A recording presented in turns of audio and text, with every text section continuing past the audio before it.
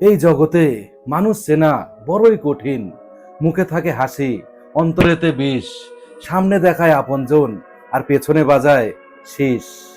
অভিনয় দিয়ে ভরে জীবন, স্বার্থে গড়ে বন্ধন।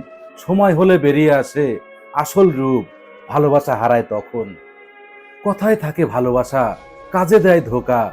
বিশ্বাস করি প্রাণ ভরে, পরে হয়ে যায় বোকা।